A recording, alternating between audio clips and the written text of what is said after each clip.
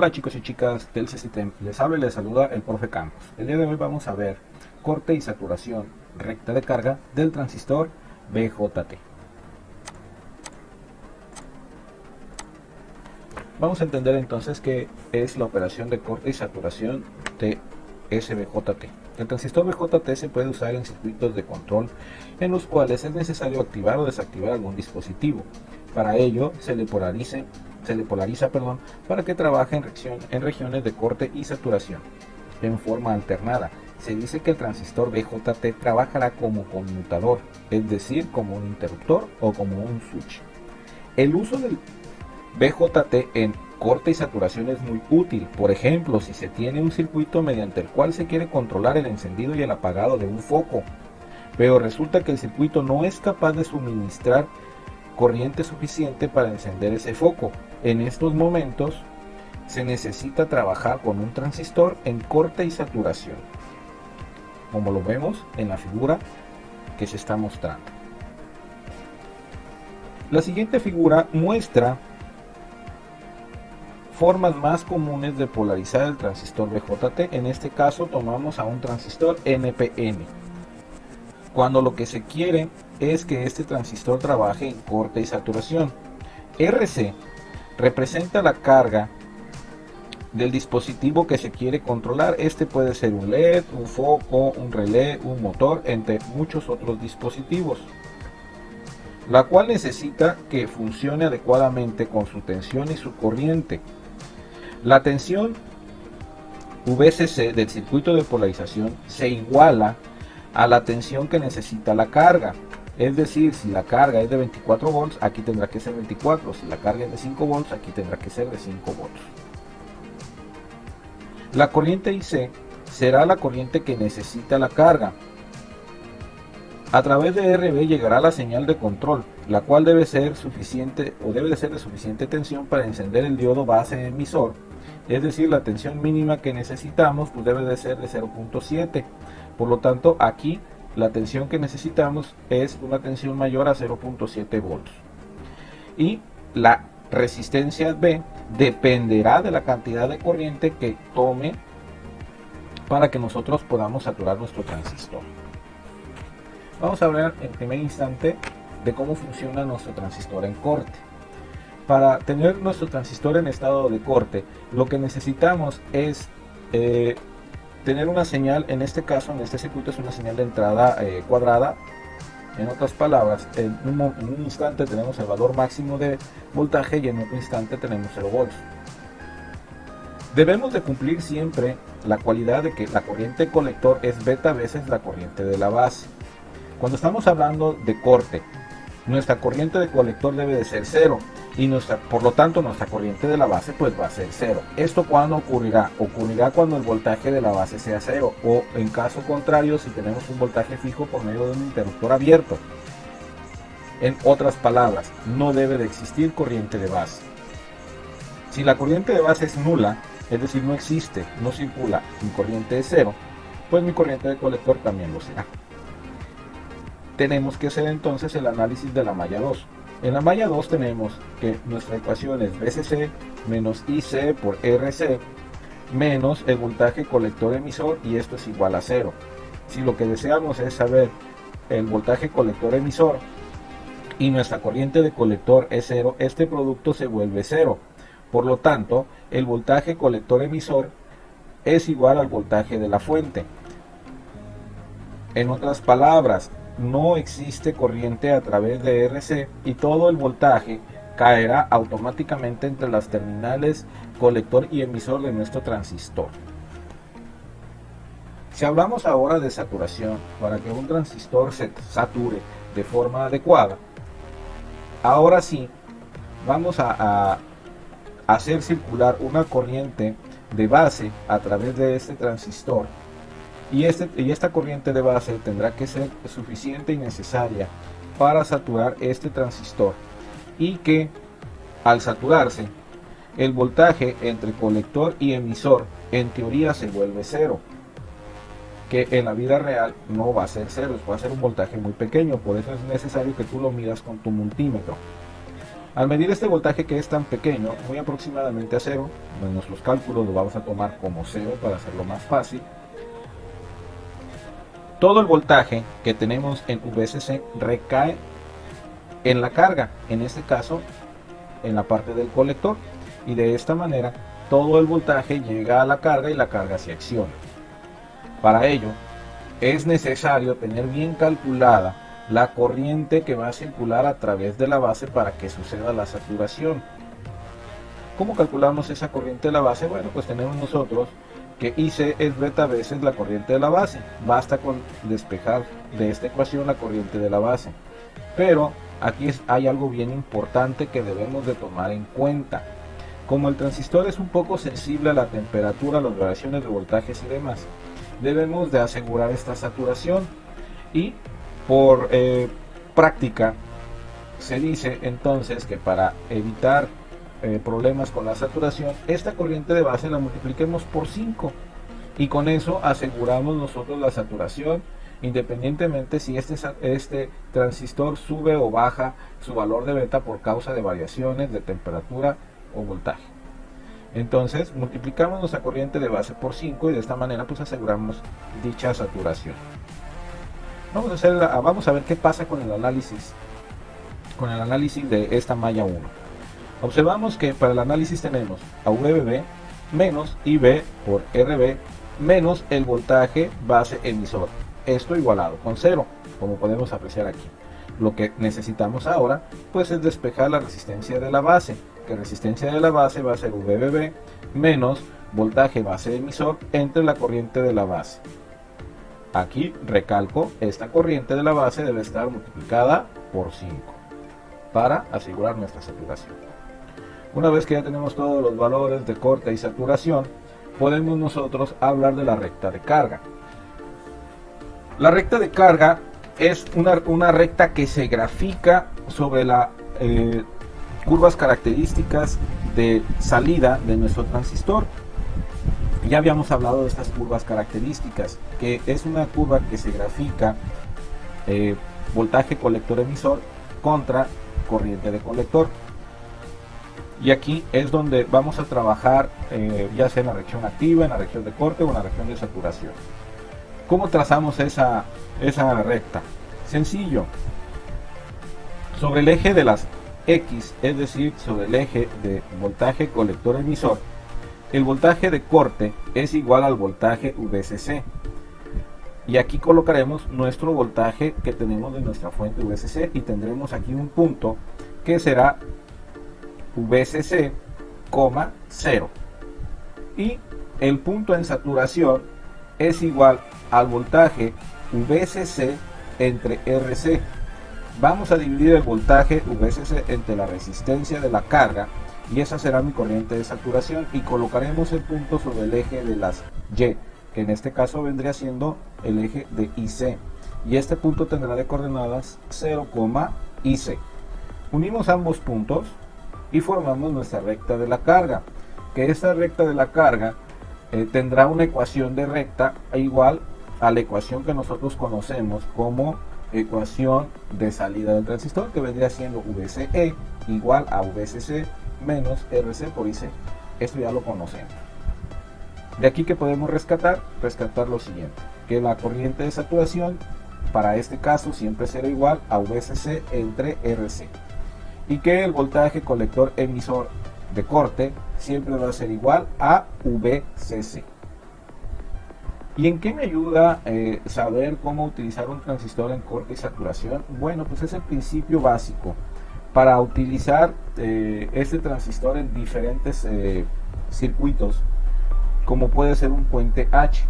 Un puente H utiliza 4 transistores que funcionan de 2 en 2 en corte y saturación debidamente sincronizados, para que un motor de corriente directa pueda hacer el cambio de giro sin necesidad de que tenga que estar quitando los cables de la fuente y conectándolos al derecho y al revés, sino que lo haga de forma alternada y automáticamente.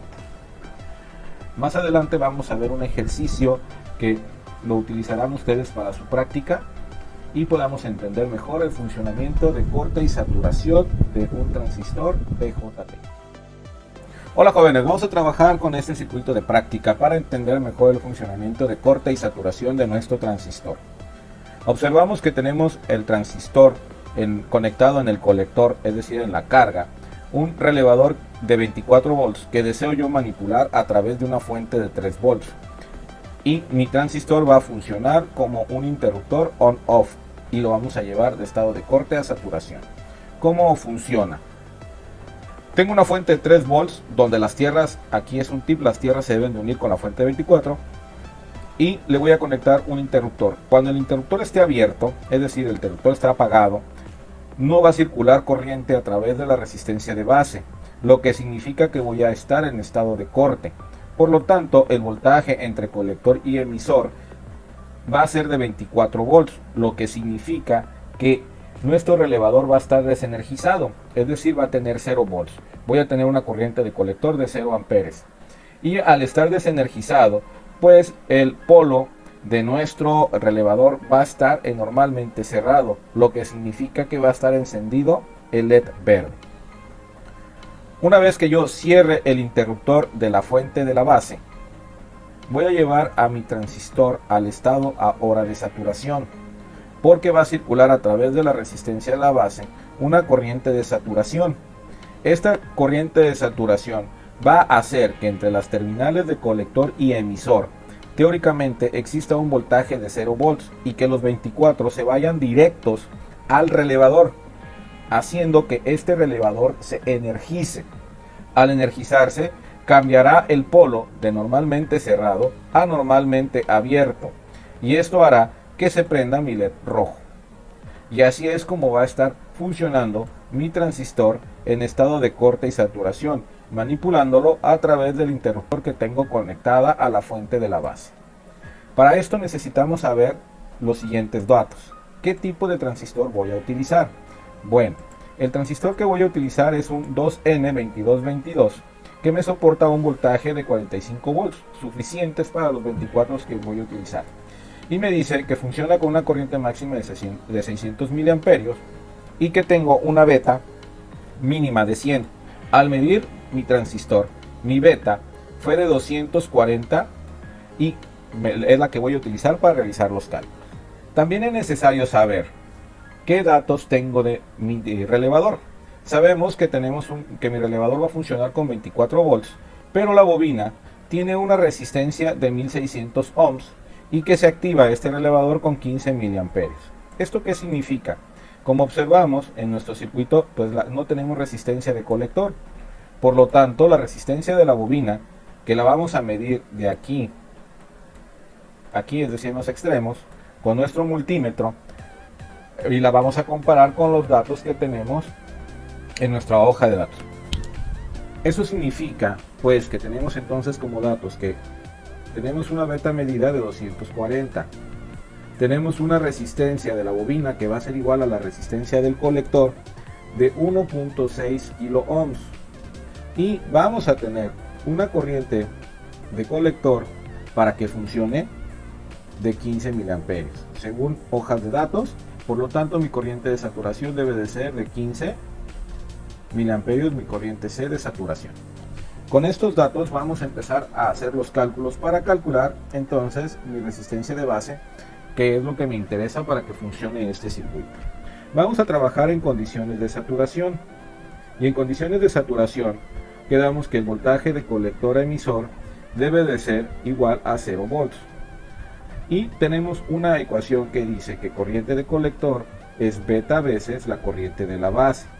Por lo tanto, yo voy a calcular mi corriente de base y mi corriente de base es igual a la corriente de colector sobre la beta.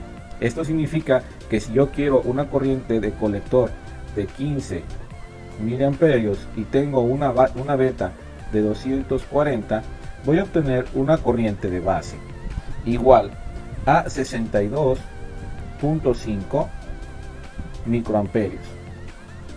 Pero, como habíamos comentado en las diapositivas, para asegurar que la saturación se lleve a cabo y no afecte temperatura ni otros valores externos, la corriente de la base real o de saturación es multiplicar la corriente de base por 5, Por lo tanto, mi corriente de base real va a ser igual a la multiplicación de 62.5 microamperios por 5, es de 312.5 microamperios. Esta va a ser la corriente que me va a saturar mi transistor de 312.5 microamperios. Esta es la corriente que me va a saturar mi transistor. Ahora, lo que tenemos que hacer es calcular la resistencia de base. Para esto vamos a utilizar la ecuación de la malla de entrada, que recuerden que es el voltaje que le llega a la base menos IB por RB menos el voltaje base emisor igual a 0. De aquí pues despejamos RB. RB es igual al voltaje de la base menos el voltaje base emisor, todo esto entre la corriente de la base.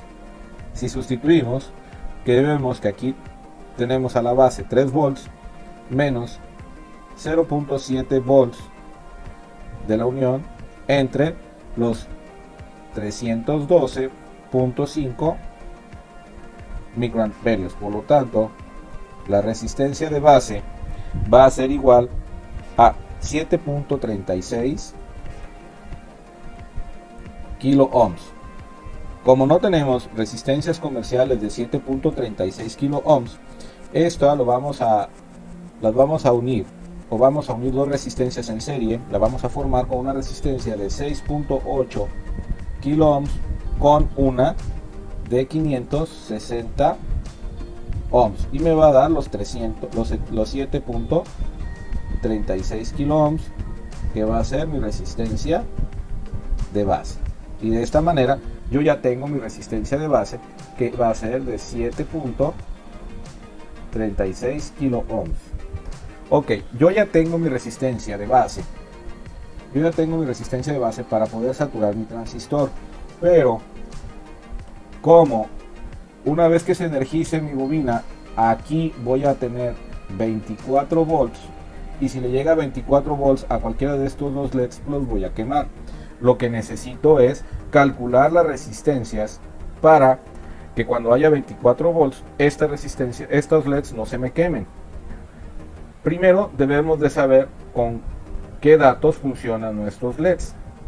Bueno, observamos en nuestra tabla de datos que un LED rojo funciona con 20 mA y un voltaje mínimo de 2 volts, y que un LED verde funciona con 20 mA y un voltaje mínimo de 3.2.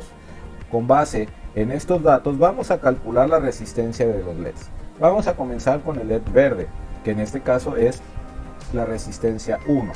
Para calcular la resistencia del LED verde, acuérdense que debemos de dividir voltaje entre corriente, y habíamos quedado que a este LED le van a llegar 24 volts y que este LED solamente funciona con mínimo con 3.2, pues le restamos los 24 a los 3.2, y que consume una corriente de 20 miliamperios. Por lo tanto, la resistencia 1 va a ser igual a 440 ohms. Como no tengo resistencias comerciales de 440 ohms, la tendré que formar, y comercialmente tengo resistencia de 220 ohms, pues vamos a poner dos resistencias de 220 ohms en serie para que aquí tenga en mi LED 3.2 volts y 20 miliamperes, y mi resistencia va a ser de 440, obviamente formado por las dos resistencias que mencionamos acá. Para el LED rojo, que va a ser mi resistencia 2, también le van a entrar los 24 volts, pero este LED rojo funciona con 2 volts y también con una corriente de 20 miliamperes. Por lo tanto, mi resistencia 2 es igual a 500 ohms. Como no tengo resistencias de 500 ohms, vamos a formar en serie con una de 470 ohms seriada con una de 27 ohms, teniendo una resistencia aproximada de 497 ohms. Por lo tanto, este LED rojo, que funciona con 2 volts y con 20 miliamperes va a necesitar una resistencia de 500 ohms, que vamos a formarla con estas dos de aquí. Y con estos valores, jóvenes, ya puedo hacer funcionar mi circuito para que opere en corte y saturación y los LEDs no se me dañen. Espero que les haya gustado la práctica que van a realizar.